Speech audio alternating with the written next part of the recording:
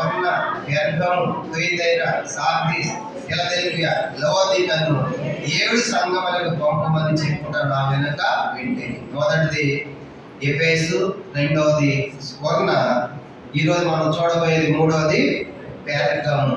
చూడండి, 2వ అధ్యాయము పెర్గము గురించిన పూర్తి వివరణ 2వ అధ్యాయంలో మనం చూస్తాం. 2వ అధ్యాయము 12 నుంచి 17 వచనాలు మనం మార్చి చదువుకుంటాం.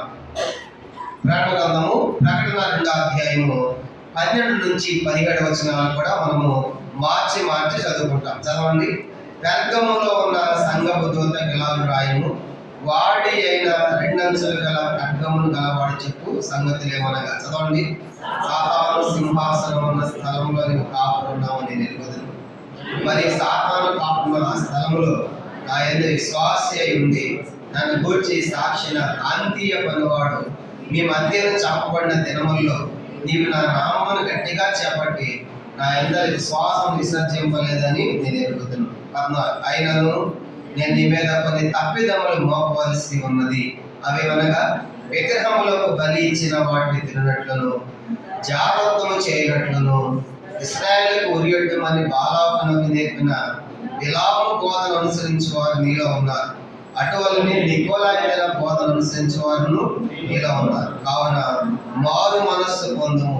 లేని ఎడల నేను ఎద్దకు వచ్చి నా నోట నుండి వచ్చి ఖడ్గము చేత వీరితో యుద్ధము చేసేదను. 17 అందరం కలిసి సంఘములతో ఆత్మ చెప్పుచున్న మాట చెవిగలవాడు వినును కాక, జయించు వారికి మరుగైన మన్నాను భుజింపనిత్తును, మరి అతనికి తెల్లని రాత్రిత్తును, ఆ రాత్రి మీద చెప్పబడిన కొత్త పేరు ఉండును, పొందిన వారికే గాని అది మరి ఎవరికి తెలియదు. ఇది పెర్గమ సంఘానికి వచ్చినటువంటి లేఖ అన్నమాట. ప్రార్థన చేసుకుంటాం. పరలోకమందున మా తండ్రి, పరిశుద్ధ దేవ, మీ స్తోత్రాలు. ఈ దినాల్లో ప్రభు ఆసియాలోని 7 సంఘముల గురించి మేము ధ్యానిస్తున్నాం. ఇప్పటికే 2 సంఘాలు ఎఫెసును గురించి వివరణ, అలాగే స్వర్ణాన్ని గురించి వివరణ మేము తెలుసుకున్నాం. ఈరోజు 3వ సంఘము పెర్గము అనే సంఘాన్ని చూడబోతున్నాం. ఆ సంఘము ఎట్లాంటి పరిస్థితుల్లో, ఎలాంటి స్థితిగతుల్లో, ఎలాంటి లక్షణాలు కలిగి జీవించిందో మీరు సంఘాల మధ్య సంచరించి ప్రభు వాళ్ళ సంగతులు యోహానుతో రాసి సరివేసుకోమని చెప్పి పంపిస్తున్న లేఖ ఇది. కాబట్టి ఇది ఆ సంఘానికే కాదు, ఇది ప్రతి క్రైస్తవ సంఘానికి వర్తించేటువంటి లేఖలు ఇవన్నీ కూడా. ఈ 7 సంఘాలకే కాదు తండ్రి, చెప్పిన సంగతులన్నీ కూడా ఈనాడు ప్రపంచంలో ఉన్న ప్రతి క్రైస్తవ సంఘానికి సంబంధించినవి కనుక ఎలాగ మీరు సంఘంలో ఉండాలో అనే సంగతులు మీరు కోరుతున్నారు, మీరు హెచ్చరిస్తున్నారు. అందుకే మీ స్తోత్రాలు. ఈ వాక్య భాగాన్ని దీవించమని, సహాయపడమని, ఈ దినము పెర్గములో వచ్చిన సంఘం నుంచి ఎవరైనా తెలుసుకుంటే మీరు మాకు సహాయపడమని, మీ ఆత్మదాలు మీరే మాకు వివరించి వర్ణించమని, సహాయపడమని వందనాలు చెల్లిస్తూ మీకు అప్పగించుకుంటూ అయ్యదాసును మరుగుపరిచి బలపరచమని యేసు ప్రభు నామమున ప్రార్థించి వేడుచున్నాము తండ్రి. ఆమేన్. వీళ్ళని మనం చూడబోయేటువంటి సంఘము ఇందాక మీరు చూసాం కదా, కనుక మరోసారి చూడండి. కనుక ఈ సంఘము ఇదంతా కూడా ఇది ఆసియా రాష్ట్రం. ఇదంతా రోమా సామ్రాజ్యం పరిపాలన టైంలో ఇదంతా ఆసియా కనబడుతుంది. ఎక్కడ ఇది ఆసియా అనేది ఒక రాష్ట్రం కనుక ఈ దినం ఆసియా ఖండము, అప్పుడు అదే ఆ దినం ఆసియా అనేది రాష్ట్రంగా ఉంది. కనుక పరిపాలన సౌలభ్యం కోసం వాళ్ళు అలా విభజించుకున్నారు. ఈ ఆసియా రాష్ట్రంలో ఉన్న సంఘాలు మనం చూస్తున్నాం. మొదటిది ఎఫెసు సంఘం మనం ధ్యానించాము, రెండవది స్వర్ణ చూసాము. ఈరోజు ఇక్కడ పెర్గము అనే 3వ సంఘాన్ని చూడబోతున్నాం. కాబట్టి ఇది రోమా సామ్రాజ్య కాలంలోని ఆసియా రాష్ట్రం ఉన్న సంఘాల యొక్క వివరణ మనం తెలుసుకుంటున్నాం. కాబట్టి ఈరోజు 3వ సంఘము మనము పెర్గమ సంఘాన్ని గురించి మనం చూడబోతున్నాం. పెర్గము అంటే అర్థం ఏంటంటే దుర్గము లేక అధిక వివాహము అని అర్థం. చెప్పండి, పెర్గము అంటే అర్థం ఏంటి? పెర్గము అంటే అర్థము దుర్గము. చెప్పడం దుర్గం అంటే కోట అన్నమాట, లేదంటే గోపురం అని అర్థం. కనుక పెర్గము అంటే అర్థము కోట లేదా గోపురం అనే సంగతి మనం జ్ఞాపకం చేసుకోవాలి. పెర్గము అంటే దుర్గము లేదా గోపురము లేదా అధిక వివాహం అనేటువంటి అర్థం వస్తూ ఉంది. అది పెర్గము అంటే దాని అర్థం. ఈ యొక్క సంఘం గురించి ఒక మాటలో చెప్పాలంటే ఈ సంఘము లోకముతో రాజీ పడిన సంఘం. చెప్పండి, ఈ సంఘం లోకముతో రాజీ పడింది, లోకంతో సైసైన లోకములో కలిసిపోయిన సంఘం. మాట చెప్పాలంటే లోకముతో కలిసిపోయారు వీళ్ళు, లోకంతో రాజీ పడ్డారు సంగతులన్నీ మనకు కింద వచనాల్లో మనం ధ్యానం చేయబోతున్నాం. కానీ గుర్తుపెట్టుకోవాలి, ఈ యొక్క పెర్గమ సంఘము లోకముతో రాజీ పడిన సంఘము, లేదంటే లోకముతో కలిసిపోయిన సంఘముగా ప్రభు హెచ్చరిస్తూ ఉన్నాడు. ఈ 7 సంఘాలు ఏంటంటే మీకు ప్రశ్న రావచ్చు. ఇది మొదటి శతాబ్ద కాలంలో క్రైస్తవ సంఘం విస్తరించిన దినాలలో అన్నటువంటి సంఘాలు ఇవన్నీ కూడా. అంటే సుమారుగా 2000 సంవత్సరాల క్రితం కనుక ప్రారంభంలో ఉన్న సంఘాలు ఇవన్నీ కూడా. కనుక ప్రారంభంలో మొట్టమొదట యెరూషలేము సంఘం ఏర్పడింది. అక్కడి నుంచి చాలా సంఘాలు విస్తరించుకుంటా ఈ ప్రాంతాలకు వచ్చాయి. కాబట్టి అలాగే ఈ ఆసియా రాష్ట్రంలోని క్రైస్తవ సంఘాలు ఇవన్నీ కూడా. కనుక క్రీస్తు రక్తం ఇచ్చి కొన్న సంఘాలుగా మనం చూస్తాం. అందుకే ఎందుకు ఈ సంఘాలకి పత్రికలు రాస్తున్నాడంటే, దేవుడు ఆ దినాల్లో ఈ సంఘాలు సంచరించి ఆ సంఘాలు ఉన్న తప్పులు, పొరపాట్లు, లోటుపాట్లు సరిచేసుకోమని యోహాను ద్వారా ఈ ఉత్తరాలు రాసి పంపిస్తున్నాడు. కనుక యోహాను ఎందుకు పద్మాస్ ద్వీపానికి వెళ్ళడం అని చూసాం. ఎందుకని ద్వీపానికి వెళ్ళాడంటే, అక్కడే చెప్పాడు కదా 9వ వచనంలో, యేసుని గురించిన వాక్యం నిమిత్తము సాక్ష్యం నిమిత్తం నేను పద్మాసు ద్వీపానికి పరవాసిగా తీసుకొని పోబడ్డాను. కానీ కారణం ఏంటంటే, యోహాను గారిని వాక్యం చెప్పినందుకు, యేసు ప్రభువుకు సాక్ష్యం ఇచ్చినందుకు ఆయన్ని పద్మాసు ద్వీపానికి వెళ్ళారు. అది మనుష్య సంచారం లేని ప్రాంతము, అది సముద్రంలో ఉన్న ఒక దీవి అనమాట. దీపం అంటే చుట్టూ నీళ్లు ఉంటాయి, కనుక ఆ గడ్డ మీద ఆయన ఉంటాడు, ఎవరు ప్రదేశానికి వెళ్ళరు. అట్లాంటి కఠినమైన దీపములు యోహాను బంధించారు వాక్యం చెప్పినందుకు, సాక్ష్యము ఇచ్చినందుకు. అట్లాంటిది ఆ ఒంటరిగా ఆత్మవశుడైనటువంటి ఆ యోహానికి దేవుడు ప్రత్యక్షమై చెప్తున్నటువంటి సంగతులు. యోహాను కనుక ఆయా సంఘాలు ఉన్నాయి కదా ఆసియా, కనుక ఆ సంఘాలను నేను సంచరించాను. అందుకే ఆ సంఘముల మధ్య, దీపస్తంభాల మధ్య సంచరించేవాడికి ఇప్పుడు సంగతులు ఏమనాలంటే దీపస్తంభాలు సంఘాలు. కనుక ఆ సంఘం మధ్య సంచరించాను. ఆ సంఘాలు ఎట్లా ఉన్నాయో నేను చెప్తున్నాను, రాసి వాళ్ళ ఉత్తరాలు పంపు, కనుక వాళ్ళు సరి చేసుకోమని యోహాను ద్వారా వాళ్ళు పంపిస్తున్నటువంటి ఉత్తరాలు ఇవన్నీ కూడా. అలాగే ఎబే సంఘానికి రాశాడు, ఆ తర్వాత స్వర్ణ సంఘానికి రాశాడు. మెచ్చుకుంటున్నాడు, తప్పులుంటే తప్పులు కూడా తెలియజేస్తున్నాడు, సరి చేసుకోవాల్సి ఉంటే సరి చేసుకోవాలని కూడా చెప్తున్నాడు. కానీ ఈ సంఘాలు అంటే ఈ 7 సంఘాలకు సంబంధించిన సంగతులే కాదు ఇవన్నీ కూడా. కనుక ఈరోజు ప్రతి క్రైస్తవ సంఘానికి సంబంధించిన సంగతులు. కనుక ఎబే సంగతి ఏమన్నాడు, నీలో అన్ని ఉన్నాయి కానీ నీలో ప్రేమ లేదు అన్నాడు. అంటే ఈరోజు అది ఎబే సంఘం ఒక్కడే కాదు, కానీ ప్రతి క్రైస్తవ సంఘంలో ఏముండాలి, ప్రేమ ఉండాలి. అంటే ప్రేమ చల్లారి దినాలు ఉన్నాను కాబట్టి ప్రతి క్రైస్తవ సంఘము ప్రేమతో ఉండాలి అని ప్రభు కోరుతున్నాడు. అంతేగాని ఇది ఎబే సంఘానికి హెచ్చరిక అనుకోకూడదు, ఇది ప్రతి క్రైస్తవ సంఘానికి ఇచ్చే హెచ్చరిక. రెండో స్వర్ణ సంఘం గురించి ఎవరు తప్పు చెప్పాడా? స్వర్ణ సంఘం ఒక్క తప్పు కూడా చెప్పలేదు. కనుక మెప్పు పొందిన సంఘం ఒక్క తప్పు కూడా చెప్పలేదు, కానీ నమ్మకంగా ఉంటుంది, నీకు జీవ కిరీటము ఇస్తామని ఆ సంఘాన్ని మెచ్చుకున్నాడు. కనుక అది ఎన్నో శ్రమలు పొందిన సంఘం, పూర్ణ సంఘం ఎన్నో శ్రమలు పొందారు, కానీ ఆ సంఘములు ప్రభు ఏ తప్పు చెప్పలేదు. చెప్పకపోగా నీకు నమ్మకంగా ఉంటాడు, నీకు జీవకిరీటం ఇస్తాడు. తప్పు లేని సంఘముగా మనకు స్ఫురణ కనబడుతుంది. ఇప్పుడు 3వ సంఘం, ఇప్పుడు పెర్గమ సంఘం మనం చూసినప్పుడు చెప్పాం కదా, పెర్గం అంటే దుర్గము లేదా గోపురం అని అర్థము, మరొక అర్థము అధిక వివాహం అని అర్థం. ఈ సంఘము ఈ స్వర్ణ సంఘములాగా తప్పు లేని సంఘములాగా లేదు, దీనికి చాలా తప్పులు ఉన్నాయి. అంటే ఒక మాట చెప్పాలంటే ఇది లోకంతో కలిసిపోయిన సంఘం, లోకంతో రాజీ పడిన సంఘముగా ఈ సంఘం యొక్క సంగతులు మనం చూస్తాం. ఈ స్వర్ణ పట్టణానికి ఇది 55 మైళ్ళ దూరంలో ఉన్నటువంటి పట్టణమే పెర్గము. చూడండి, మనకి స్వర్ణ కనబడుతుంది కదా, ఈ స్వర్ణ నుంచి మనం చూసినప్పుడు ఈ స్వర్ణ నుంచి ఈ పెర్గము ఒక 55 మైళ్ళు అన్నమాట. ఈ స్వర్ణ నుంచి పెర్గము ఒక 55 మైళ్ళ దూరంలో ఒక కొండ మీద నిర్మించబడిన పట్టణం. ఎక్కడ నిర్మించారంటే ఈ పెర్గమును కొండ మీద. కనుక స్వర్ణకి 55 మైళ్ళ దూరంలో ఉంది. ఇది కొండ మీద నిర్మించబడిన పట్టణం. ఆ కొండ మీద పట్టణం ఉందన్నమాట. మీకు అర్థమయ్యే భాష చెప్పాలంటే మనకి వెస్ట్ బెంగాల్ పోతే సిక్కిం కనబడుతుంది. కనుక సిక్కిం అనేది ఒక కొండ, అది ఒక రాష్ట్రం. కానీ కొండ మీద, కొండ ఎక్కితే అన్ని కనబడుతుంది అనమాట. డార్జిలింగ్ అదొక ప్రాంతం, కనుక అది అంతా కనబడుతుంది అనమాట. ఇవన్నీ కొండ మీద నిర్మించిన పట్టణాలు. సిక్కిం, డార్జిలింగ్, గ్యాంగ్టాక్ ఏం నుంచి వస్తూ ఉంటే ఒక కొండ మీద పోతే మరొక కొండ మీద మరొక పట్టణం కనబడుతుంది. అలాగే ఇది కూడా, ఈ పట్టణం కూడా పెర్గం అనేది ఒక కొండ మీద నిర్మించబడ్డ పట్టణం. ఆ పట్టణం కొండ మీదకి వెళ్తే సుమారుగా 15 మైళ్ళ దూరం ఉన్న పట్టణాలన్నీ మనకు కనబడతా ఉంటాయి. 15 మైళ్ళ దూరం వరకు ఆ కొండ మీద నుంచి ఆ ప్రదేశాలన్నీ మనకు కనబడతా ఉంటాయి. అట్లా కొండ మీద నిర్మించబడిన పట్టణముగా మనకు పెర్గమ పట్టణం మనకు కనబడుతుంది చరిత్రలో. చెప్పండి, పెర్గమ అంటే అర్థం ఏంటి? దుర్గం అని అర్థం, లేదా గోపురం అని అర్థం. ఇది కొండ మీద నిర్మించబడిన పట్టణం. స్ఫుర్ణ అనే పట్టణానికి 55 మైళ్ళ దూరంలో ఉంది. కొండ మీదకి పట్టణాన్ని నిర్మించారు. ఆ కొండ మీదకి కాబట్టి 15 మైళ్ళ దూరం వరకు మనకి కిందవన్నీ మనకు కనబడుతూ ఉంటాయి. ఆ తర్వాత ఇంకా ఈ పెర్గమ గురించి ఆలోచిస్తే, ఈ పెర్గమ పట్టణంలో చాలా పెద్ద గ్రంథాలయం ఉంది. చెప్పండి, చాలా పెద్ద గ్రంథాలయం. 2000 సంవత్సరాల క్రితమే 2 లక్షల పుస్తకాలు దాటిపోయాయంట. 2 లక్షల పుస్తకాలు, 2 లక్షల పుస్తకాలు ఉన్నాయండి. బాగా చదువుకున్న వాళ్ళు ఉండుంటారా?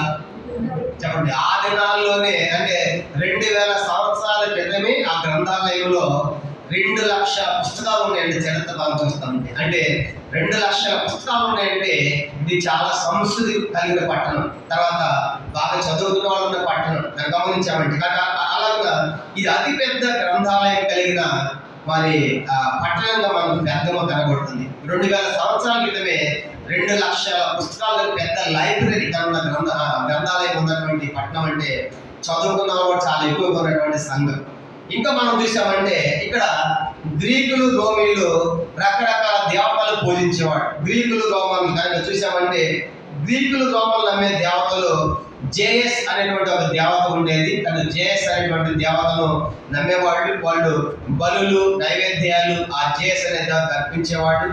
ఆ తర్వాత దాన్ని సర్పము అంటే పాము అని పిలిచేవాళ్ళు, సర్పదేవత అని పిలిచేవాళ్ళు, సర్పదేవతని. కనుక చీకట్లోకి వెళ్ళిపోయి ఆ యొక్క గుడిలోకి వెళ్ళిపోయి పడుకునేవాళ్ళు. పడుకున్న తర్వాత వాళ్ళ మీద పాములు కనుక పాగితే, పాము కనుక ఎగితే కనుక ఈరోజు మిమ్మల్ని దేవుడు దర్శించాడు, దేవుడి దర్శనం మాకు కలిగిందని సంతోషించేవాళ్ళు. ఆ దినాలు ఏ పట్టణం ఇదంతా కూడా పెర్గమ. అర్థమైందా? పెర్గమ ఆ గుడిలోకి వెళ్ళి ఆ చీకట్లో వాళ్ళు పడుకుంటే వాళ్ళ మీద సర్పాలు, పాములు వాళ్ళ మీద తాగితే దేవుడు మాకు దర్శనం ఇచ్చాడు, మాకు ధన్యత కలిగిందని సంతోషించేటువంటి దినాలు. అట్లాంటి దాన్ని సర్పదేవత, దాన్ని జేఎస్ అనే దేవతని పిలిచారు. తర్వాత ఆస్కీలో పోయేస్ అనేటువంటి మరొక దేవత ఉండేది. ఈ పెర్గమ పట్టణంలో ఆస్కీలో పోయేస్ అనే మరొక దేవత ఉండేది. దాన్ని గుడి కట్టించారు. దాని అర్థం ఏంటంటే, ఆస్కీలో పోయేస్ అంటే రక్షకుడు అని అర్థం. ఇప్పుడు ఆస్కీలో పోయేస్ అంటే అర్థం ఏంటి? రక్షణ. అంటే ఈ దేవుడి మమ్మల్ని రక్షిస్తాడు, ప్రపంచం అంతా ఈయన రక్షకుడు అని నమ్మేవాళ్ళు. గ్రీకులు రోమన్లు కూడా ఇద్దరు కూడా ఈ దేవతను పూజించేవాడు. గ్రీకులు పూజించేవాళ్ళు, రోమిలు కూడా పూజించేవాడు. దీన్ని ఆస్కిలో పోయేస్ అనేటువంటి దేవతను కూడా వాళ్ళు అక్కడ పూజించేవాడు పెర్గమలో. మూడో సంగతిగా చక్రవర్తి కూడా గుడి కట్టారు. మూడో సంగతి ఏం చెప్పండి? ఆ రోమ చక్రవర్తిలో చక్రవర్తి కూడా గుడి కట్టి చక్రవర్తిని కూడా ఆరాధించేవాడు. కానీ చక్రవర్తిని కూడా ఆరాధించేవాడు. 3 సంగతులు చెప్పి, ఒకటి జేఎస్ అనేటువంటి దేవత, దాన్ని ఏమన్నారు? సర్ప దేవత అన్నారు. ఆ గుడి లోపలికి వెళ్ళి పడుకుంటే వాటిని పాపులు, సర్పాలు తిరిగితే మాకు దర్శనం వచ్చింది, దేవుడు మమ్మల్ని దర్శించాడు, మా జీవితం ధన్యమైంది సంతోషించేవాళ్ళు. అట్లాంటి దినాలు, అట్లాంటి సంఘము, అది అలాంటి ప్రదేశం ఉన్న సంఘమే పెర్గమము. రెండవది, అక్కడ ఆస్కిలో పోయేస్ అనే దేవత ఉంది. అది రక్షకుడిని గుర్తించేవాళ్ళు. దాని అర్థం రక్షకుడని, అంటే ప్రపంచం అంతటా ఈ దేవుడు రక్షిస్తాడని నమ్మేవాళ్ళు. దాన్ని ఆస్కిలో పోయేస్ అని పిలిచారు. మూడవ దేవత, మూడవ దేవుడు చక్రవర్తి. అక్కడ దేవుడు చక్రవర్తి గుడి కట్టారు.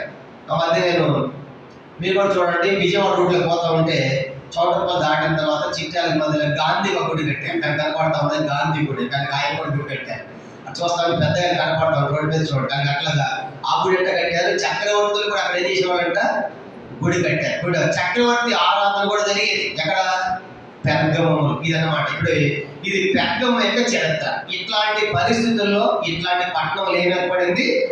సంఘం ఏర్పడింది. అర్థమైందా? కనుక ఎట్లాంటి పరిస్థితి అంటే, ఒకవైపు చక్రవర్తి ఆరాధన, మరొక ఆస్తిలో పోయేవాడు దేవతను పూజించడం, మరోవైపున జేఎస్ అనే దేవతను పూజించడం. కనుక ఇట్లాంటి ఒక మాట చెప్పాలంటే విగ్రహారాధనతో కూడిన పట్టణం ఇది కూడా. ఒక మాట చెప్పాలి, విగ్రహారాధనతో కూడిన ఇట్లాంటి పట్టణానికి పోయి సువార్త చెప్పి ఆడ సంఘం స్థాపించాలంటే ఎంత సవాలు కూడా ఆలోచించండి. కనుక మా దేవుడికి రక్షకుడు చెప్తా ఉంటే ఈయన కాదు యేసు రక్షకుడు చెప్పాలి అక్కడికి వెళ్ళి. కనుక ఈ ఆస్తిలో పోయి రక్షకుడు కాదు, యేసు రక్షకుడు చెప్పి సువార్త సంఘం స్థాపించాలంటే ఎన్ని కష్టాలు వాళ్ళు పడుంటారో మనము ఆలోచించాలి.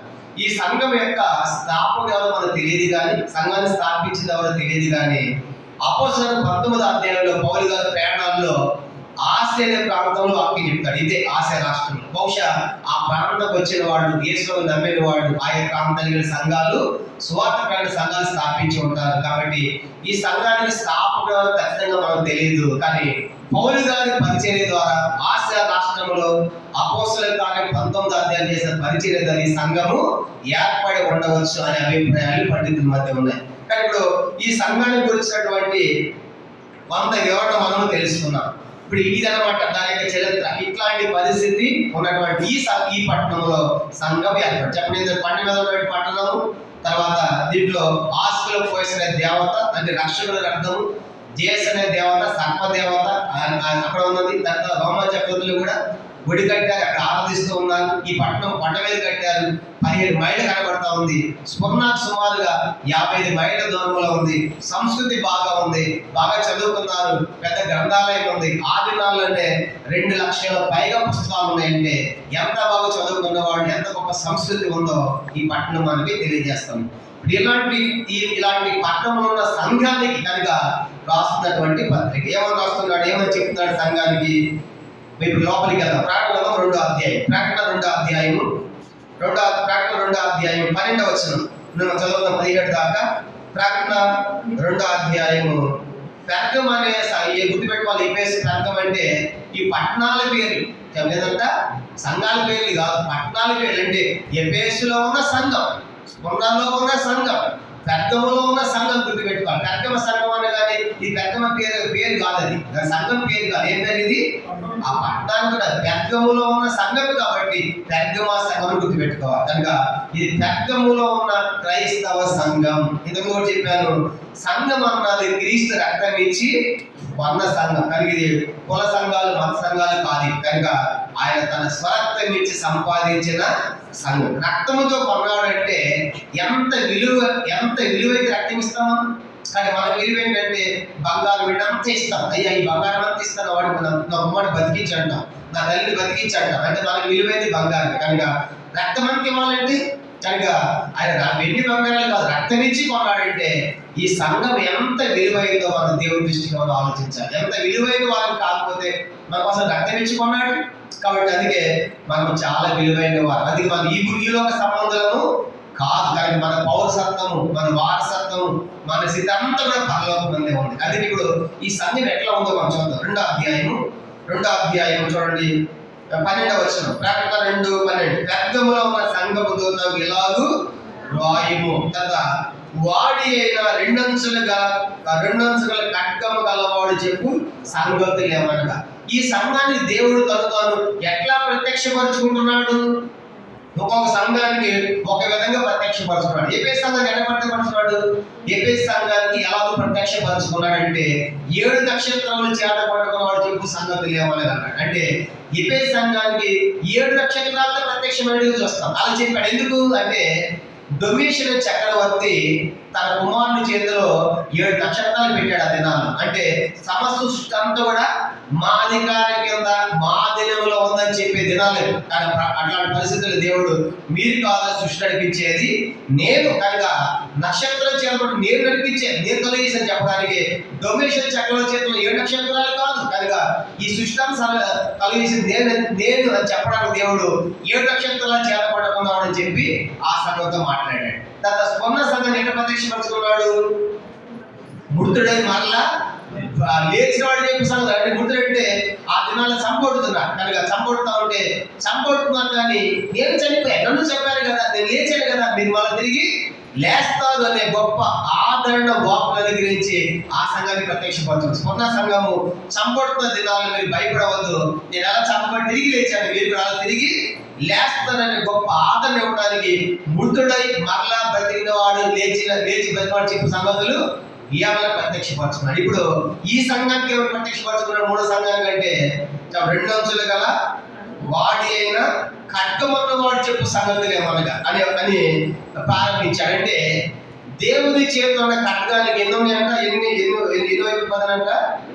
రెండంచుల వాడి అయిన రెండంచులు గల ఖడ్గం గలవాడు చెప్పు సంగతులు ఏమన్నా అంటే ఎందుకు ఆయన ప్రత్యక్షపరుచుకున్నాడు అంటే ఆ దినాల్లో రోమా గవర్నర్స్ రెండు రకాల గవర్నర్స్ ఉండేవాడు. ఒక గవర్నరు చట్టాలు కానీ మనం ఇప్పుడు మనం గమనించామనుకోండి, ఏదైనా కేసు అయింది అనుకో పోలీస్ స్టేషన్కి వెళ్ళి కోర్టుకి వెళ్దాం. కోర్టు తర్వాత కోర్టు శిక్షను డిక్లేర్ చేస్తుంది కనుక ఆ కోర్టు విధించే శిక్ష అమలు చేస్తారు. అలా ఇది జనరల్ జరిగేది. ఆ టైంలో అట్లా ఉండేది, అది ఒక సిస్టమ్. రెండవది ఏంటంటే 10 మంది గవర్నర్స్కి కత్తి ఉండేది వాళ్ళ చేతిలో. వీళ్ళు డైరెక్ట్గా చంపొచ్చు అనమాట. వీళ్ళు పర్మిషన్ వాళ్ళే ఇచ్చేవాళ్ళు. ఎవరు? గవర్నమెంట్. అంటే వాళ్ళ చేతిలో ఏముండేది? కత్తి ఉండేది.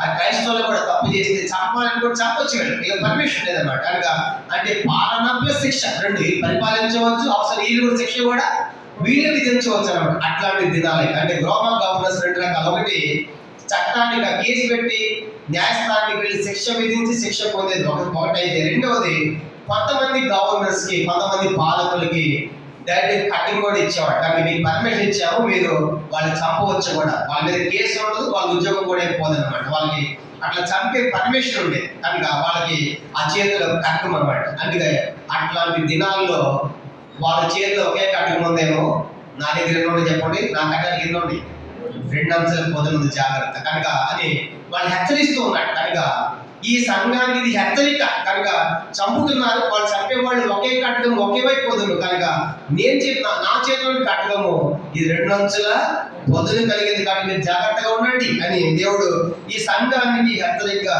ఈ మాట మనం చూస్తాం. 2 అంచులు వాడి 2 అంచుల కట్టడం చెప్పుకోవడం సంగతి ఏమనగా 13 చూడండి. నెక్స్ట్ 13 వచ్చిన సాతాను కాపురం ఉన్న స్థలములో నీవు కాపురం ఉన్నావని నేను ఎరుగుదును. ఈ సంఘము ఎట్లాంటి స్థితిలో ఉందంట, ఎట్లాంటి స్థితిలో స్థాపించబడిందంటే ఇది సాతాను సింహాసనం ఉన్న స్థలములో. చెప్పండి ఏమన్నా సాతాను యొక్క సింహాసనం. ఎందుకు అంటే చెప్పే కదా, ఒకవైపున జేస్ అనే దేవత, సర్పదేవత, ఒకవైపునేమో ఆస్కిలో పోయిస్ అనే దేవత, మరొక చక్రవర్తులకి గుడి కట్టారు. ఇట్లాంటి ఇవన్నీ కూడా మరి సాతాను సంబంధమైనవిగా సింహాసనం ఉన్నటువంటి స్థలం. అట్లాంటి ప్రదేశంలో ఈ సంఘము ఏర్పడింది. అందుకే మీరు సాతాను సింహాసన స్థలంలో ఉన్నారు.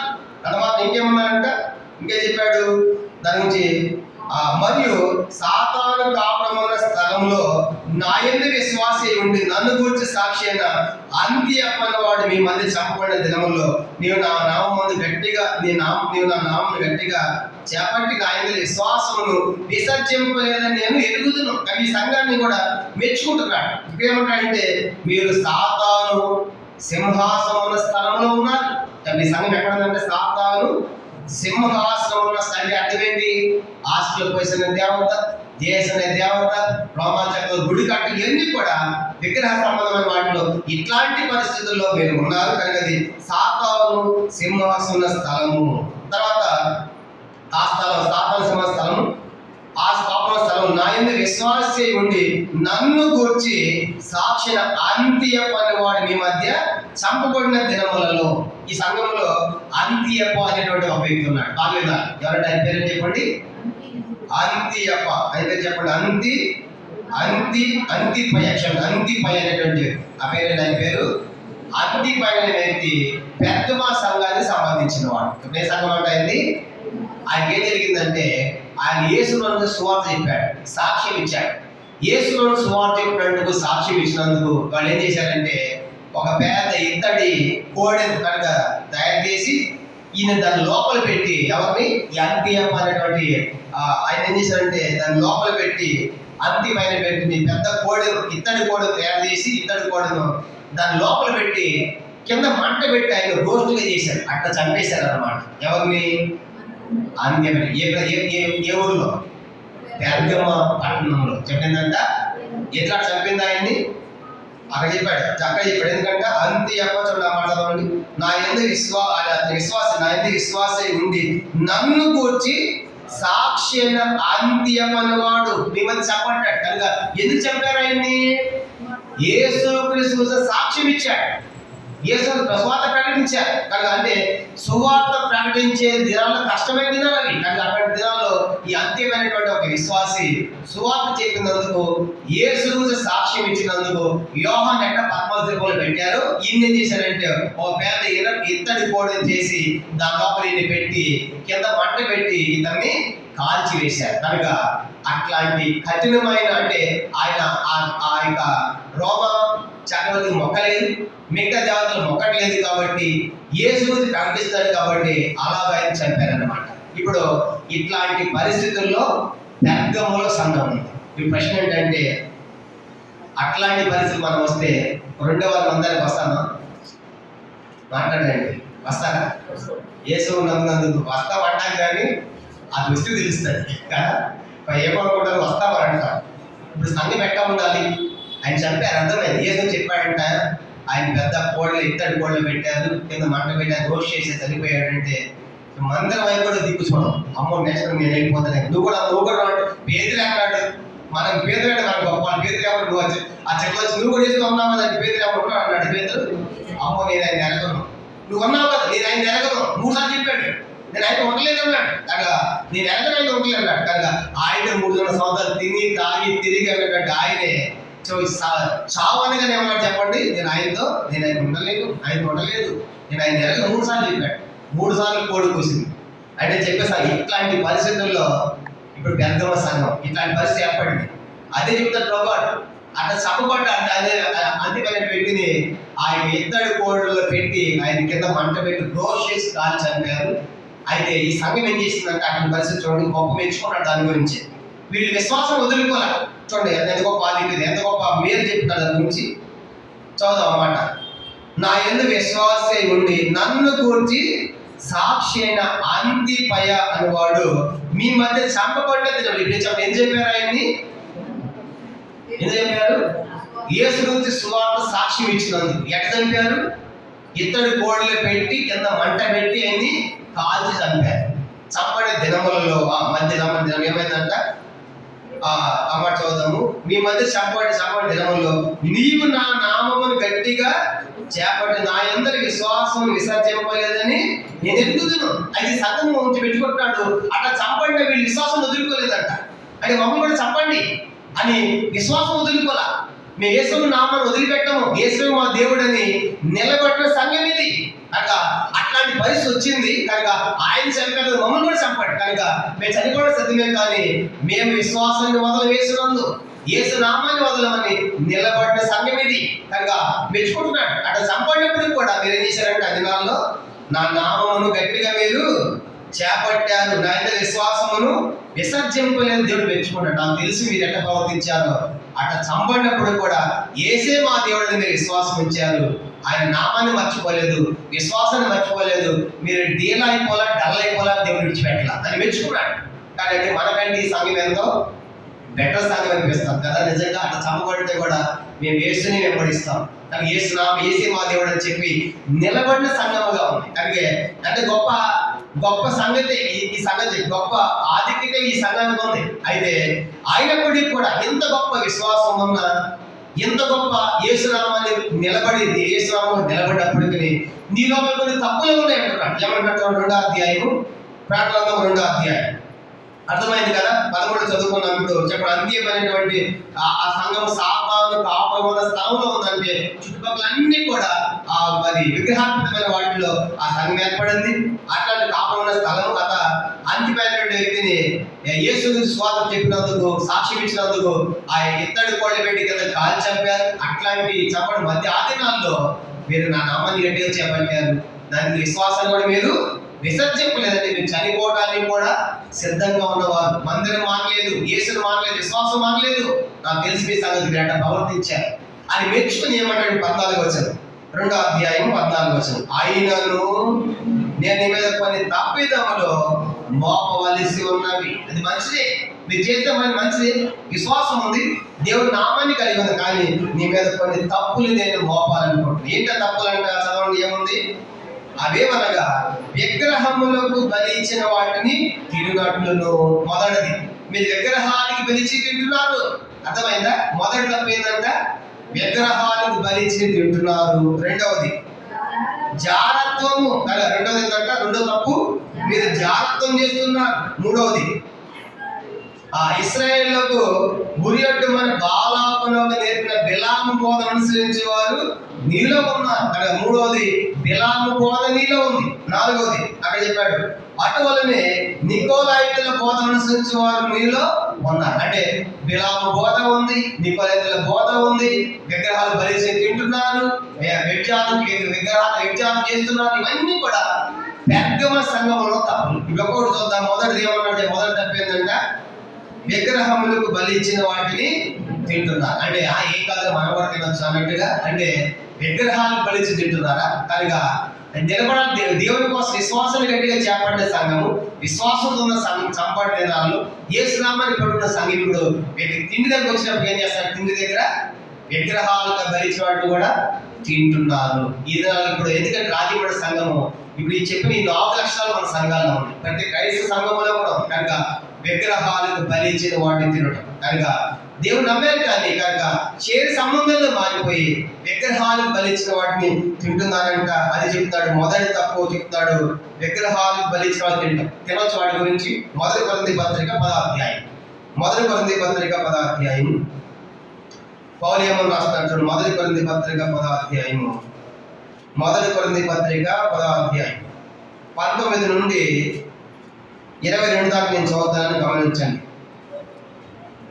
మొదటి కొరింథీ పత్రిక మొదటి విగ్రహాలకు బలిసిన వాటిని తింటున్నారని చెప్పాడు కదా. కనుక వాటిని తినవచ్చే తినకూడదు పౌలు ఏమని చెప్పాడు? మొదటి కొరింథీ పత్రిక 10వ అధ్యాయం 19 నుండి 22 దాకా. 19 ఇక నేను ఏమి చెప్పదును?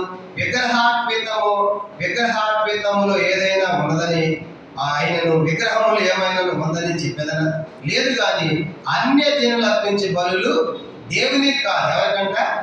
దయ్యమని కల్పించున్నారని చెప్తున్నారు. మీరు దయ్యములతోనూ పాలివారు నాకు ఇష్టము లేదు. మీరు ప్రభు పాత్రలోనిది దయ్యముల పాత్రలోనిది కూడా త్రాగనేరు. ప్రభు బల మీద ఉన్న దానిలోను దయ్యముల బల మీద ఉన్న దానిలో కూడా మీరు పాలు పొందనేరు. ప్రభుని దోషం పుట్టించడము ఆయన కంటే మనము బలవంతులు. ఇప్పుడు ఈ పొద్దు సార్లు 2 చేస్తారంట.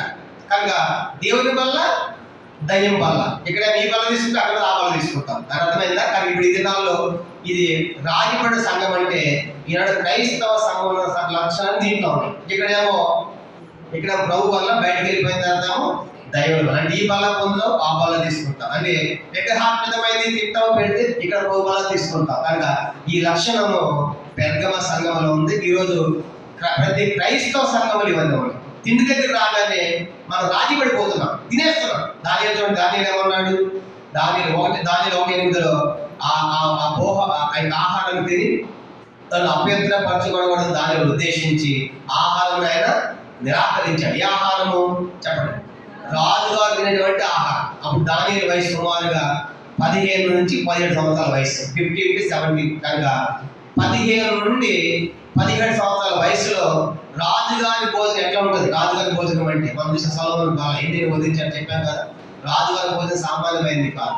మనకు అర్థమైన భాష చెప్పాలంటే మంచి బిర్యానీ అనమాట. హైదరాబాద్ బిర్యానీ లాంటి దానికంటే ఎక్కువే. కనుక అది వద్దని ఏమైనా సాంబార్ తింటారా? కాయకూర తింటారా? షుగర్ బీపీ అయితే తింటారు. అప్పుడు నాకు షుగర్ ఉందిగా మాట్లాడుతున్నాడు. బీపీ అది కట్టి తినేవాడు. అదృష్టిగా మానేస్తాం. లేక అందరూ అది తింటాం. అంటే దానియేలు ఆ యవ్వన వయసులో ఏమన్నాడు? ఈ ఆహారం నాకు వద్దు. 2 చెప్పండి. 2 కారణాలు. ఒకటి, ఆ ఆహారము దేవతల దగ్గర వస్తాము. ఆహారం ఎక్కడ తీసుకెళ్తే మొట్టమొదట ఆ దేశం యొక్క దేవతలు అర్పించి తీసుకొస్తారు.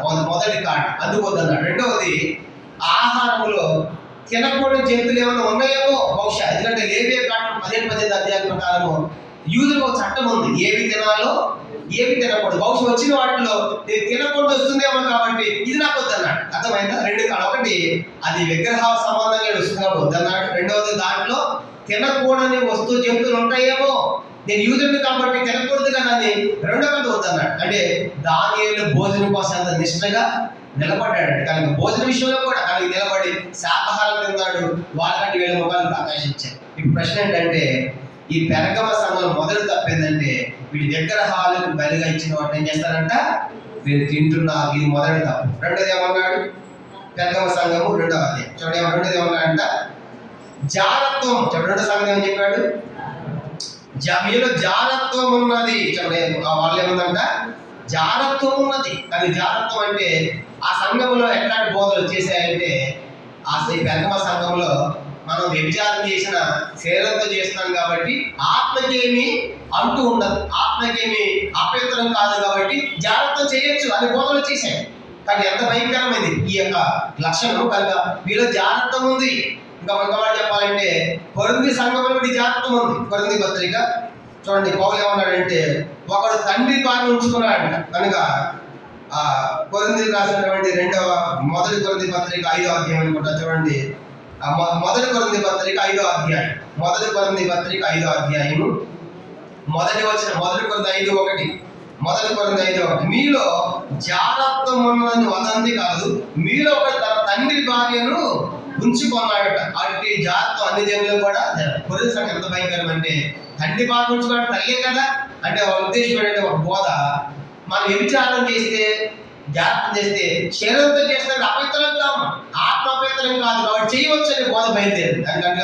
అది అంటాడు పెద్దమ సంఘంతో నీలో జాగ్రత్త కూడా ఉంది. జాగ్రత్త మొదటిది విగ్రహాలు బలించడం తింటున్నారు, రెండవది మీలో జాగ్రత్తం ఉంది అని రెండోది గర్తించాడు. మూడోది ఏముందండి వాళ్ళ లోపల? మూడో సంగతి ఏమని చెప్పుకున్నాం, బిలాము బోధ. చూద్దాము ఆ మాట కూడా. మొదటిది మనం విగ్రహాలు బలిగచ్చడం తింటున్నారు, రెండవదిగా జాగ్రత్త ఉంది, మూడవదిగా ఇశ్రాయేలు గురియటమని బాలాకునకు నేర్పిన బిలాము బోధను అనుసరించి వారు మీలో ఉన్నారు. మూడవదిగా బిలాము బోధ ఉందంట. బిలాము బోధ అంటే ఏంటి? బిలాము మొట్టమొదట దేవుడు ప్రవక్తని మంచి ప్రవచనలు చెప్పాడు. కాబట్టి బాలాక్ అనే రాజు ఏం చేశాడంటే, ముందున సీహోను గీహోను చంపుతున్నారు కనుక ఇశ్రాయేలు ప్రజలు అప్పుడు వీళ్ళు అమ్మేదికి వస్తారని చెప్పేసి ఈ రాజు ఏం చేస్తాడంటే ఆలోచిస్తూ ఉంటే, అయ్యే బిలాము ఉన్నాడు, వాళ్ళు పిలిచాను ఎంత ముట్ట చెబితే బహుమానాలు ఇస్తే ఏం చేస్తాడు వాడు ఆ ప్రజలను చెప్పించేది చేస్తాడు. ఒక సంగతి తెలుసుకుంటాడు. తెలుసుకుని కొన్ని బహుమానాల కోసం ఎవరు పిలిచాడంట? బిలాము పిలిచాడు. పిలిచి చూడు ఎంత విస్తారం ఉన్నారు ప్రజలు, వీళ్ళందరూ చంపకుండా నువ్వు ఎట్లయినా సరే ఈ బహుమానాలను నీకే, ఈ బంగారం ఈ గిఫ్ట్లను నీకే, నువ్వేం చేస్తావు నాకు తెలియదు, ఈసారి ప్రజలను ఏం చేయ నువ్వు చెప్పించు అన్నాడు. అని వెళ్ళి ప్రార్థన చేశాడు. ప్రభు వెళ్ళాలంటే దూరమే అన్నాడు. కనుక దేవుడు చెప్పించడం ఊరుకుంటాడా? నా పైన ఎట్లా చెప్పిస్తావు కనుక అని అంటూ ఉంటే మళ్ళా ప్రార్థన చేశాడు. కనుక వద్దనప్పుడు ఆగిపోవాలిగా, పోతా సరే ఆగిపో నేను చెప్పించే అన్నాడు. కనుక పో నేను చెప్పింది మార్గ మధ్యలో పోతా ఉంటే దేవుడు దూత ప్రత్యక్షమైంది, ఈ గాడిద ముందుకు పోవటాలి. కనుక ఏమి పోని తిని కొడతా ఉంటే అది నోరు తెలిసి ఏం చేస్తుంది? మాట్లాడి అప్పుడు బుద్ధి రావాలి పిల్లలకి. గాడిద మాట అప్పుడు మాకు బుద్ధి రావట్లేదు. ఆయన మనసంతా బహుమానాలు లేదు. గాడిద మాట్లాడి అర్థం కావట్లేదు. ఈ గాడిద చేసినట్టు దాంట్లో దాంట్లో గోడకి వెళ్ళి ఆగివేసింది. కనుక సరే వెళ్ళిన తర్వాత ఈయన శపిస్తా ఉంటే అవన్నీ కూడా ఆస్వాదిస్తున్నాడు. ఈయన శపించే వాటన్ని దేవుడు చేశాడు ఆస్వాదాలుగా మార్చాడు. ద్వితీయోపదేశకాండం 23వ అధ్యాయం. ద్వితీయోపదేశకాండం బిలాము చేసే పని ఏంటంటే, బిలాము బోధ అంటే ద్వితీయోపదేశకాండం 23వ అధ్యాయం. ద్వితీయోపదేశకాండం 23వ అధ్యాయం చదువుదాము. 4-5 వచ్చిన ఈయన ఇశ్రాయేలు ప్రజలను శపించడం ప్రారంభిస్తా ఉంటే దేవుడు ఆ శాపాన్ని ఆశీర్వాదంగా చేశాడు. ద్వితీయోపదేశకాండం 23వ అధ్యాయం 4-5 వచనాలు చదువుతున్నాను. ద్వితీయోపదేశకాండం 23వ అధ్యాయం 4-5 వచనాలు. ఏలనగా మీరు ఐగుప్తుల నుండి వచ్చుండగా వాళ్ళ ఐగుప్తుల వస్తున్న ఇశ్రాయేలు ప్రజలు వారి అన్నపాములు తీసుకొని మిమ్మల్ని ఎదుర్కొనక నిన్ను శపించుటకు బహుమానములనిచ్చినందుల ఎరాములోని పెతోరులో నుండి నీకు విరోధముగా బేయేరు కుమారుడైన బిలాముని పిలిపించింది. కనుక ఎందుకంటే బహుమానం పిలిపించారు, ఎందుకంటే వాళ్ళని శపించాలని. అయితే ఏం జరిగింది? 5వ వచనం. అయితే నీ దేవుడు యెహోవా బిలాము మాట విననల్లకుండెను. అంటే అర్థం ఏంటి? బిలాము శపిస్తాం, దేవుడు దీవించాడు. నీ దేవుడు యెహోవా నిన్ను ప్రేమించను కనుక నీ దేవుడు యెహోవా నీ నిమిత్తం ఆ శాపమును ఆశీర్వాదముగా చేశాడు. బిలాము శపిస్తా ఉంటే దేవుడు అది ఆశీర్వాదంగా మార్చేశాడు. అప్పుడు బాలాకు అన్నాడు, ఏమయ్యా నువ్వు శపిస్తా ఉంటే ఆశీర్వాదాలు ఇచ్చేసి వాళ్ళకంటా ఉంటే నేనైతే ఏం చెప్పి నేను శపించాను కదా, ఆ దేవుడు చేసిన వాటిని ఆశీర్వాదాలుగా మార్చాడు. మరి బహుమానాలు ఎట్లా ఇస్తాడు? మరి బహుమానాలు పొందాలంటే ఎట్లా మార్గం అంటే, నేను శపించలేను కానీ నీకు ఒక మంచి సూత్రం చెప్తే అది పాటించున్నాను. ఏంటంటే అది ఇశ్రాయేలు ప్రజలు గుడాలు వేసుకుని ఉన్నారు. మంచి అందమైన స్త్రీలను ఆ గుడాల దగ్గర తీసుకెళ్ళండి. వీళ్ళు ఎంత వాళ్ళ దేవతలు కూడా తీసుకుని పోతారు. ఈ అందమైన స్త్రీలు వాళ్ళు వ్యభిచారం చేస్తారు. ఒక్కటే మా దేవత కంటే వాళ్ళు ఇంకెళ్ళి ఆ దేవతలు కూడా మొక్కుతారు. దేవతకి వ్యభిచారం అంటే దేవుడు పడదు, విగ్రహాలకి పడదు కాబట్టి దేవుడు వాళ్ళు మొక్కుతారు, వాళ్ళు చేస్తారని ఇలాంటి పనికి మన సలహా ఇచ్చాడు. ఎవరు? వీళ్ళ ఎవరికి? బాగా ఆ సలహా ఇచ్చిన తర్వాత ఇది బాగుందని చెప్పేసి ఆ రాత్రి అందమైన స్త్రీలను పంపించాడు కనుక ఆ రాజు కనుక మోయాబు స్త్రీలు వెళ్ళారు. ఇదంతా సంఖ్యాకాండము 22, 23, 24, 25 అధ్యాయంలో ఉంది. మీ తర్వాత చదువుకోండి. కనుక అందమైన స్త్రీలకు పోయిన తర్వాత వాళ్ళు యజ్ఞాలు చేస్తున్నారు ఇశ్రాయేలు ప్రజలు, వాళ్ళ దేవతలు మొక్కుతున్నారు. కానీ చూస్తామంటే దేవుడికి పాపం రగిలిపోయింది. దాదాపుగా 24,000 మంది సుమారుగా ఆ రోజు తెగులు సావడం ప్రారంభించాడు. పినిహాసు లేచి ఎంత తెగులు వస్తా ఉన్నా ఒకడు ఏం చేస్తాడంటే ఒక వ్యక్తి పాల్పు అనేటువంటి స్త్రీని గొడవలు తీసుకుని పోతున్నాడు, మిద్యాన్ని తీసుకుని పోతున్నాడు. ఈ పినిహాసు ఓర్వలేక ఇంతమంది చస్తా ఉంటే నీకు వ్యభిచారానికి పోతామని బయట దృష్టి చేశాడు కదా, వీటితో కూర్చుని చంపాడు. అప్పుడు ఆ తెగులు ఆగిపోయింది. ఇప్పుడు అర్థమైంది బిలాము పోదంటే. అంటే బిలాము పోదంటే ఏంటంట, బహుమానాల కోసం. కనుక ఏం చేశాడు, ఇట్లాంటి సలహా ఇచ్చి ఇశ్రాయేలు ప్రజల నాశనాన్ని కోరాడు. చాలా మంది మందిరానికి వస్తూ ఉంటారు. కనుక మందిరానికి వచ్చి ఈ పని చేయక ఆ పని చేయక వాళ్ళంటే అయిపోతారు, ఇంటి అయిపోతారు, వీళ్ళు విశ్వాసంగా ఉంటారు, సలహాలు బాగా ఇస్తారు. ఇట్లాంటి పనికిమాల సలహాలు ఇచ్చి సంఘానికి వస్తారు, కానీ సంఘక్షేమాన్ని కోరరు. అర్థమైందా? బిలాము ప్రవచనం చెప్పిన వాడే బహుమానాల కోసం, ఈవుల కోసం, గిఫ్ట్ల కోసం, డబ్బు కోసము ఏ నోటు ప్రవచనాలు చెప్పాడో సోదిగాడిలాగా అట్లాంటి ప్రవచనాలు చెప్పాడు. సోదిగాడే పిచ్చి వాళ్ళకి ఏమైపోయాడంటే ఇశ్రాయేలు నాశనాన్ని కోరినవాడు, వాళ్ళ నష్టాన్ని కోరినవాడు. ఇప్పుడు ఆ శాపమంతుడి కారకుడు ఎవరు? ఈ బిలామే. కానీ ఈ చేసిన పని బట్టే కదా అంతమంది చావడం కారణం అయిపోయిన వాడు. కనుక బిలాం పని చేసిన పని బట్టే కదా. కాబట్టి ఇట్లాంటి అంటే ఇప్పుడు పెద్దవ సంఘాలు బిలాము లేదు, బిలాము బోధ ఉంది. అంటే అర్థం ఏంటి? డబ్బు కోసం ఏదైనా ఎలా చేస్తారనమాట. బిలాము డబ్బు కోసమే కదా, నేను డబ్బు ఇస్తాను నువ్వు క్షమించంటే చెప్పేది, డబ్బు చప్పటి చెప్పం. అది అర్థమైంది. ఇట్లాంటి బోధలు పెద్దవ సంఘం అంటే బిలాము యొక్క తత్వం ఉంది. బిలాము లేదు కానీ బిలాము యొక్క తత్వం, బిలాము యొక్క పనులు ఉన్నాయి సంఘంలో. అంటే బిలాము బోధన ఈ లోపల ఉంది. డబ్బు కోసం పరిగెడుతున్నారు, శపిస్తున్నారు, కనుక మీ సంఘంలో ఉంటారు. కనుక సంఘ క్షేమాన్ని కోరరు, వారే బిలాము. కాబట్టి ఈరోజు మధ్య ఆలోచించాలి. ఇది మూడవ తప్పు. ఈ మూడవ తప్పు ఏంటంటే వాళ్ళు బిలాము బోధ. బిలాము అది బిలాము చేయమని రాసినట్టు యోధా పత్రిక 11వ వచనం. యోధా పత్రిక 11వ వచనం. యోధా పత్రిక 1వ అధ్యాయం 11వ వచనంలో ఏమని రాశాడు? యోధా పత్రిక 11వ వచనం. అయ్యో వారి శ్రమ, వారు అయ్యి నడిచిన మార్గం నడిచి తర్వాత బహుమానం పొందవలని బిలాము నడిచిన తప్పు త్రోవలు ఆతురంగా పరిగెత్తిరి. బిలాము పోయిన త్రోవ ఎలాంటివంట? తప్పు త్రోవలో పోయాడు, ఆతురంగా పరిగెత్తాడు, బహుమానం కోసం పరిగెత్తాడు. కనుక బహుమానం కోసం ఆతురంగా తప్పు త్రోవ తెప్పాడు బిలాము. పేతురు ఏమని రాశాడు? 2వ పేతురు పత్రిక బిలాము గురించి. 2వ పేతురు పత్రిక 2వ అధ్యాయం. పేతురు రాసిన 2వ పత్రిక 2వ అధ్యాయము చూడండి, 15-16 వచనాలు.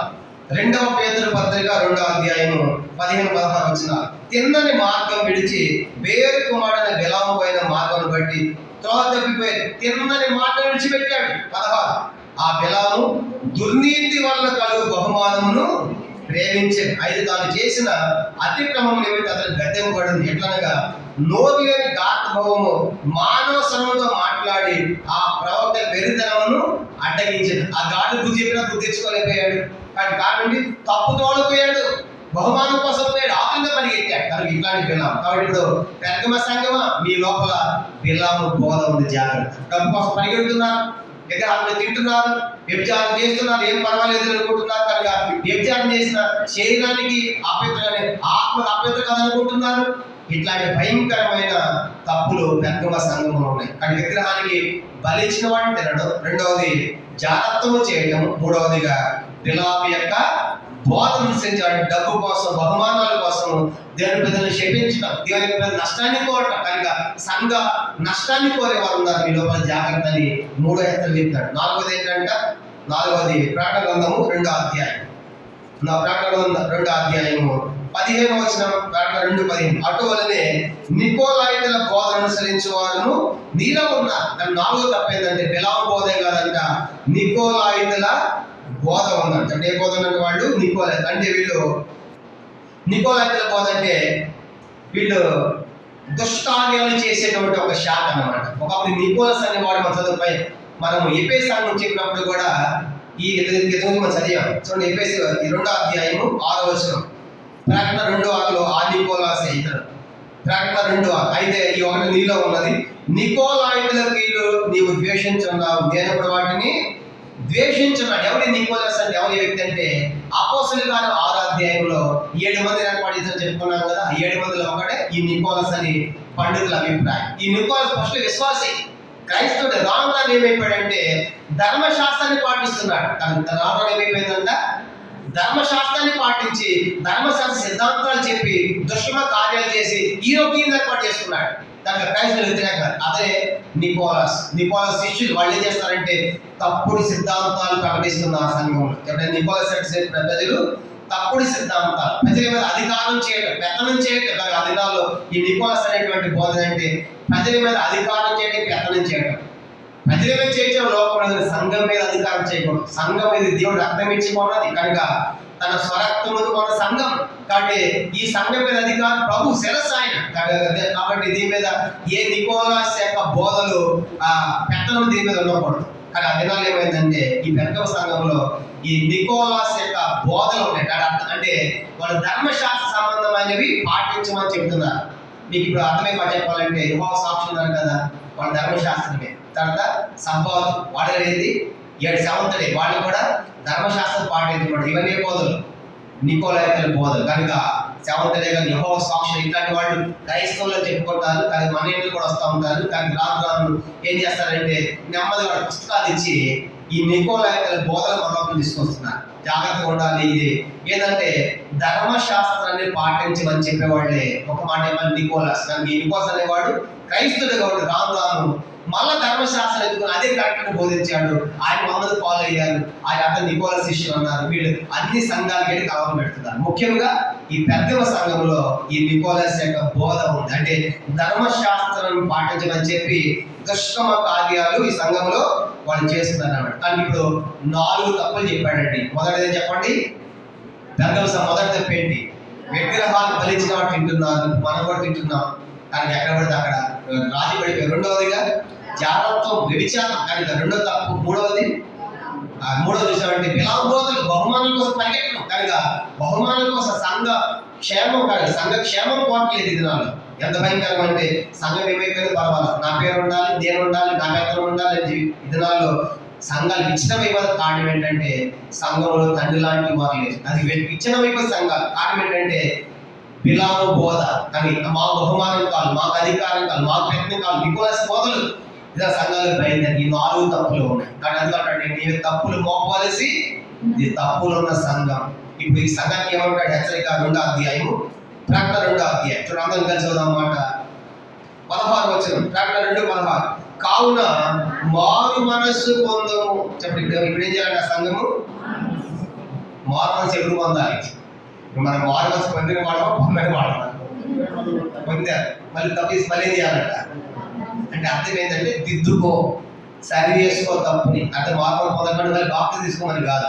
కానీ బాప్తిజం తీసుకో, తప్పు చేసావు సంఘము ఏంటంటే మారు మనసు పొందడం అంటే ఒకడు మారు మనసు పాపంలో ఉన్నప్పుడు యేసుని నమ్ముకున్నాం, ఒప్పుకున్నాం, బాప్తిజం పొందాం, మారు మనసు పొంది రక్షణ పొందాం. ఇప్పుడు మళ్ళీ తప్పు చేసావు కాబట్టి మళ్ళీ మారు మనసు పొందంటే మళ్ళీ బాప్తిజం అర్థం కాదు. బాప్తిజం అదేదాన్ని ఇప్పుడు సరి చేసుకో, దిద్దుకో, మార్చుకో, ప్రవర్తన సరి చేసుకోమని దేవుడు ఆ సంఘానికి ఇచ్చే హెచ్చరిక. కానీ ఇప్పుడు మారు మనస్సు పొందాలి అంటే వాళ్ళు గద్దిస్తాడండి.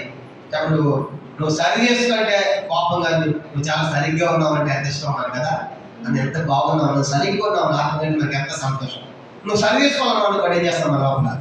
నువ్వు సరి చేసుకోమంటావా? నేను ఎంత విశ్వాసం ఇప్పుడు ఆరోపించాను, నా విశ్వాసం అంతా నేను ఎంత డబ్బిస్తాను, దేవునికి ఎంత ప్రార్థన చేస్తాను, నేను స్వార్థం చేస్తాను, నేను సమర్పించుకుని ఎన్ని చెప్తాను అంటే మనందరికీ సరి చేసుకోవాలంటే ఇష్టం ఉండదు. సరిగ్గా ఉన్నామంటే చాలా ఇష్టం కదా ప్రతి ఒక్కరు. కానీ నీ సంఘాలు అంటాడు సరి చేసుకోవాలి.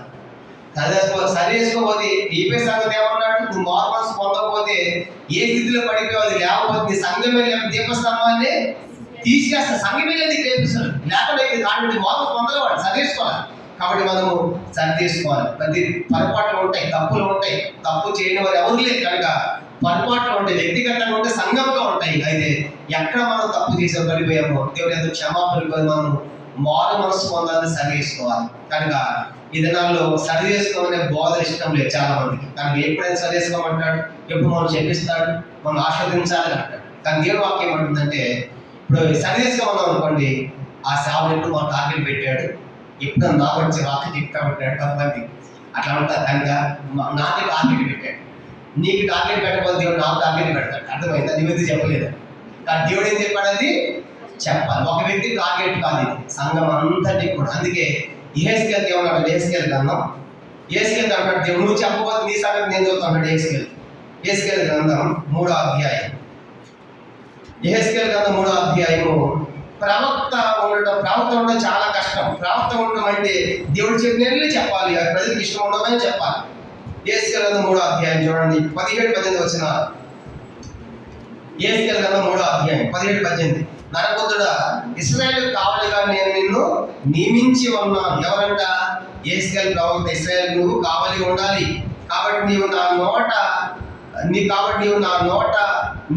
నోటి మాట ఆలకించి నేను చెప్పిన దాన్ని బట్టి వారిని హెచ్చరిక చేయము. ఏం చేయాలంటే ఏహెస్కేల్ పోయి వాళ్ళని హెచ్చరించాలి. దీవించమంటే సంతోషంగా హెచ్చరిక చూరుకుంటారా? హెచ్చరిక పోయి మీకు జాగ్రత్త, ఇలా వస్తుంది, శాపం వస్తుంది, శిక్ష వస్తుంది కాబట్టి వాళ్ళకి కోపం. మీరు దీవించాలంటే మన సంతోషం. కానీ ఏహెస్కేలు జాగ్రత్త, నువ్వు అక్కడ పోవాలి, వాళ్ళు హెచ్చరించాలి, వాళ్ళు బుద్ధి చెప్పాలి, వాళ్ళు సరి చేయాలని హెచ్చరిక చేయాలి. చేయకపోతే ఏమవుతుంది? 3వ అధ్యాయం 18వ వచనం చూడండి, 3:18.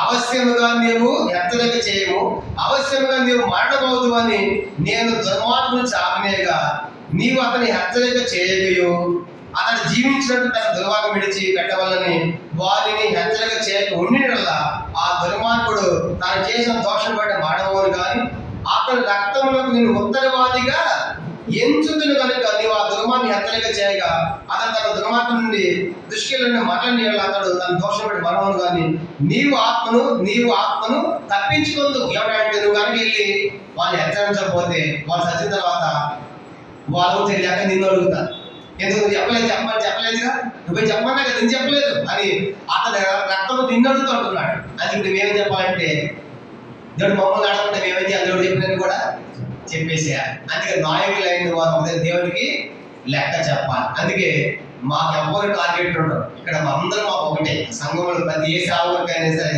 ఒకళ్ళు ఎక్కువ ఒకళ్ళు తప్పే ఉంటారు. కనుక అర్థమైందా? కనుక సేవకుడి వాడు దేవుని సంఘం తండ్రి లాంటి వాడు, అందరినీ సమాజంగానే చూస్తాడు. కనుక అర్థం ఏంటంటే ఎందుకు హెచ్చరికలు కావాలి? తప్పులు ఉన్నప్పుడు మారు మనసు పొందాలి, సరేసుకోవాలా. హెచ్చరిక ఇవ్వకపోతే అంటాడు కదా నరపుత్రుడా, నువ్వు కనుక చెప్పకపోతే వాళ్ళ రక్తాన్ని నిన్ను అడుగుతాడు అన్నాడు. ఎవరిని? ఏహెస్కేల్. అది నాకైతే నేను చెప్పేస్తాను, దేవుడి నోటి మాట ఏమో తను చెప్పేస్తాను. కనుక అలా చెప్పాలంటే నువ్వు సస్తా ఉండుకుంటాడు దుర్మార్గుడు, నువ్వు మాట్లాడుకుంటాడా? ఇతను చంపుతాడు. ఎవరిని? ప్రవక్త. అర్థమైందంటే ప్రవక్త యొక్క పని చాలా కష్టమైంది.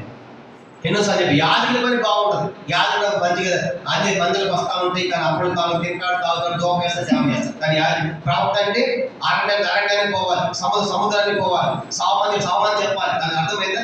ఎట్లాంటి కఠినమైనవన్నీ దేవుడు చెప్పాలి. అంటే ప్రవక్త అనేది చాలా కష్టం అన్నమాట. అంటే దేవుడు చెప్పిదల్లా చెప్పాలంటే ప్రజలు యాక్సెప్ట్ చేస్తారా? చాలా కష్టమే. కానీ ఇప్పుడు ఏమిటంటే ఇప్పుడు ఈ సంఘంలో చెప్పే మాట ఏంటంటే, అందుకే దేవుడు మారు మనసు పొందమని సంఘం ఏమిస్తాడు చెప్పిన గొప్ప హెచ్చరిక ఇస్తాడండి. ఆ రీతిగా మరి ఈ సంఘం మారు మనసు పొందాలి. ప్రకటన గ్రంథం 2వ అధ్యాయం. మారు మనసు పొందడం అంటే అది హెచ్చరిక తీసుకోవాలి, ఆ సంఘము సరి చేసుకోవాలి. లేకపోతే ఏమవుతుందంట? 16వ వచనం, ప్రకటన 2:16. తాను మారు మనసు పొందము లేని ఎడల నేను ఎదురు త్వరగా వచ్చి నా నోట నుండి వచ్చు ఖడ్గము చేత వీరితో యుద్ధము చేసి ఎవరు యుద్ధం చేస్తాడు? ఎవడు మారు పొందలేదు, ఎవడు జాగ్రత్తలో ఉన్నాడు కనుక, ఎవడు విలం బోధలో ఉన్నాడు, ఎవడు నికోతుల బోధలో ఉన్నాడు కనుక మాతో యుద్ధం చేస్తాను. మీరు మారు పొందకపోతే నేను యుద్ధం చేస్తాను అంటున్నాడు. చేస్తాడా దేవుడు? ఇశ్రాయేలు ప్రజలు కూడా విడిపించిన తర్వాత తొక్కబెడితే దేవుడి వాళ్ళ యుద్ధం చేశాడట. యెషయా గ్రంథం చూడండి, ఆయన విడిపించాడు. నడిపించే టైంలో ఆయన మాట వినకుండా ఆయన తిరుగుబాటు చేస్తే ఆయన వాళ్ళ విరోధం యుద్ధం చేశాడు. యెషయా గ్రంథము 63వ అధ్యాయం 10వ వచనం. యెషయా గ్రంథము 63వ అధ్యాయం 9-10 వచనాలు. యెషయా గ్రంథం 63వ అధ్యాయము 9-10 వచనాలు చదువుదాం. యెషయా 63:9. వారి యావత్ బాధలైన బాధలందరూ ఆయన సన్నిధితో వారిని రక్షించను, ప్రేమ చేతను తాలిమి చేత వారిని విమోచించను, పూర్వజన్మలన్నిటిను ఆయన వారిని ఎత్తుకొని మోసుకొని వచ్చి అలా నడిపించిన దేవుడు. 10వ వచనం. ఆయనను వారు తిరుగుబాటు చేయగా ఆయన పరిశుద్ధ దుఃఖింపజేయగా ఆయన వారి విరోధి ఆయన తానే వారి యుద్ధము. అప్పుడు దాకా ఎత్తుకుని వచ్చాడు, నడిపించాడు, మోసాడు, ప్రేమించాడు. ఎప్పుడైతే తిరుగుబాటు చేశాడో దేవుని మీద, దేవుడు ఈరోజైపు యుద్ధం చేశాడు కనుక యుద్ధం చేశాడు. ఎంత భయంకరం.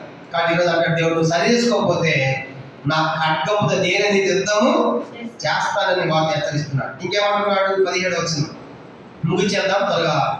ప్రకటన 2:17 సంఘములకు ఆత్మ చెప్పుచున్న మాట చెవిగలవాడు వినుట. ఈ సంఘముతో సంఘములన్నిటి ప్రారంభంలో సంఘములన్నిటి సంబంధించి హెచ్చరికలన్నీ కూడా ఒక పెద్దమ సంఘానికి కాదు, ఇది సంఘములు చెప్తున్నాడు. సంఘములతో ఆత్మ చెప్తున్న మాట చెవిగలవాడు వినుట కాక జయించి వారికి మరుగైన మన్నాను భుజింపనిద్దని. మీరు కనుక సరి చేసుకుని విజయవంతులు జీవిస్తే మీకేముందంట? మరుగైన మన్నా ఉంది, భుజింపనిద్దును. మన్నా అనగానే మనకి ఎక్కడుంది మన్నా? చెప్పడం వసలి మందులు మన్నా చూస్తున్నాయి ఇప్పుడు ప్రాణంలో. ఈ మన్న ఎక్కడ కనపడుతుంది మనకి? ఇశ్రాయేలు అరణ్యంలో 40 సంవత్సరాలు ఏంటున్నారు వాళ్ళు. ఈ మన్న ఎక్కడ ఉందండి? ఇప్పుడు పరలో అది భుజింపనిస్తాను అని దాచిపెట్టాడు.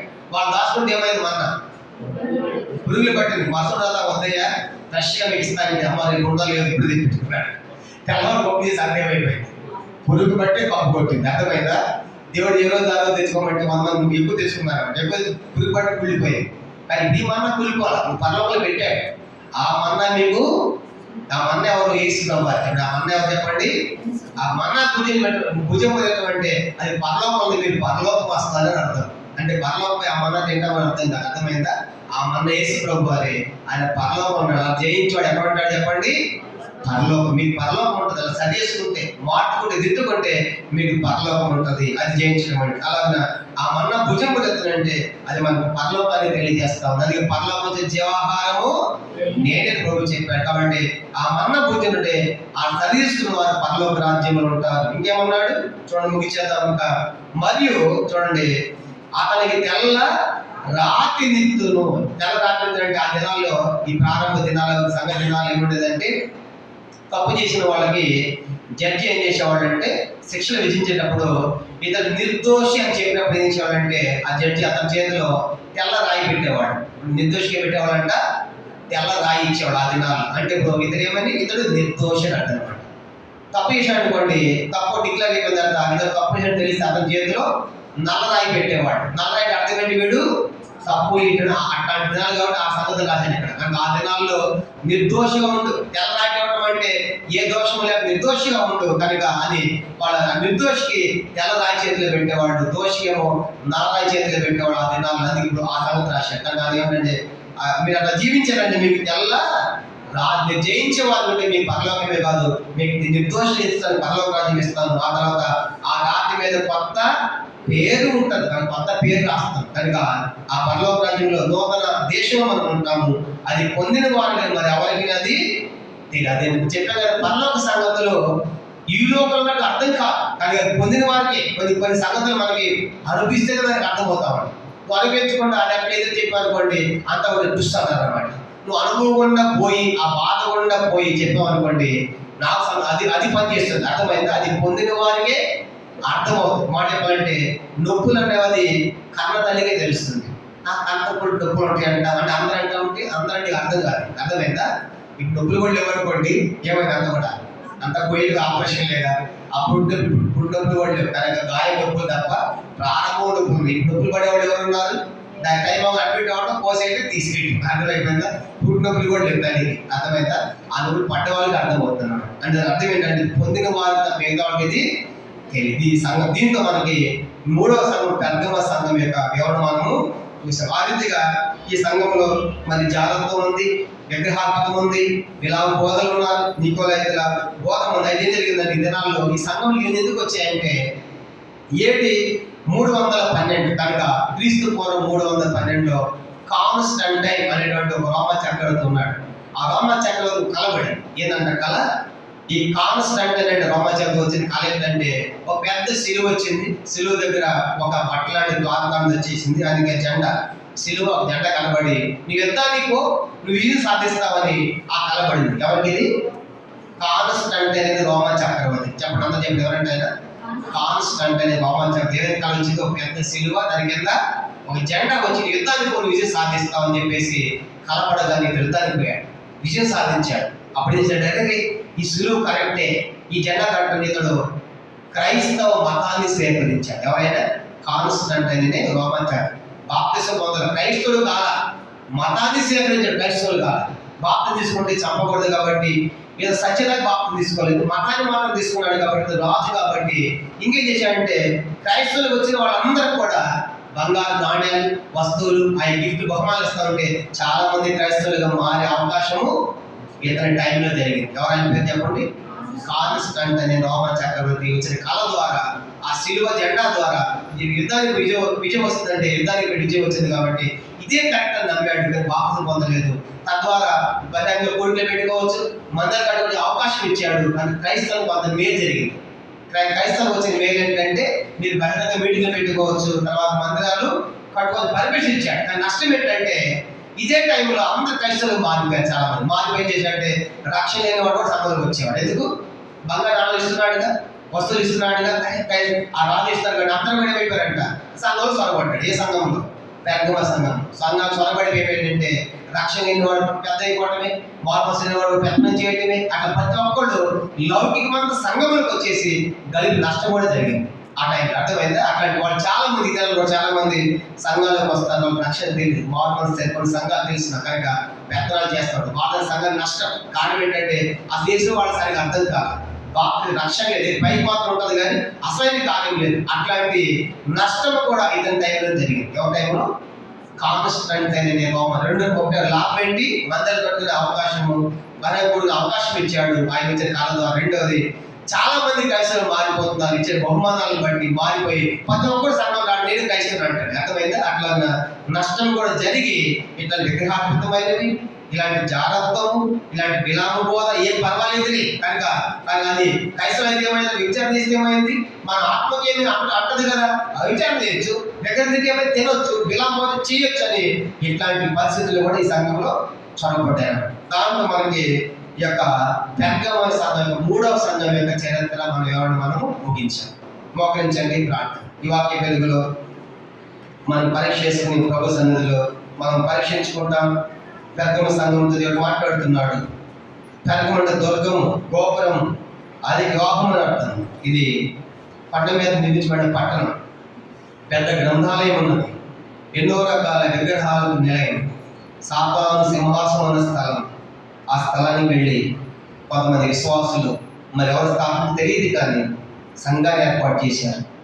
కనుక అట్లాంటి భయంకరమైనటువంటి పరిస్థితుల్లో అంత్యం అనేటువంటి వ్యక్తిని బహిరంగంగా అందరూ చూస్తుండగా కాల్చి ఆ కోడని పెట్టి రోస్ట్ చేసి చంపారు.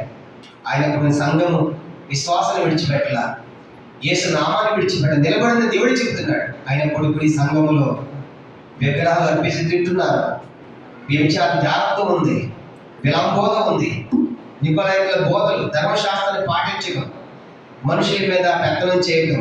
అట్లాంటి వాళ్ళు ఆ యొక్క కాన్స్టంట్ చక్రవర్తి ద్వారా సంఘంలో అనేకులు ప్రవేశించారు. క్రైస్తవులని సంఘాన్ని గలిబిలి చేశారు. ఇతని పరిస్థితుల్లో మారు మనసు పొందు, సరిచేసుకో అని దేవుడు హెచ్చరిస్తున్నాడు. అలా సరిచేసుకోకపోతే దేవుడు నేను యుద్ధం చేస్తాను, ఇస్రాయేల్ చేశాడు, మనతో కూడా చేస్తాను, జాగ్రత్త. ఈరోజు మన సంఘము కూడా లోకంతో కలిసిపోయింది కాదు, విగ్రహాలను తింటున్నాం కాదు, విలామ బోధ, బహుమానాల కోసం పరిగెత్తడం కాదు, నికోలైతుల బోధలు. కాబట్టి ధర్మశాస్త్రం పాటించడం, పెద్ద నుంచి అధికారాలు కోరటం, ఇవన్నీ కూడా నికోలైతుల బోధలే. ఈ సంఘంలో ప్రవేశించారు. కాబట్టి ఈరోజు మన క్రైస్తవ సంఘము కూడా పెద్దమ సంఘము లాగా లోకముతో రాజీ పడిన సంఘం, లోకములో కలిసిపోయిన సంఘం.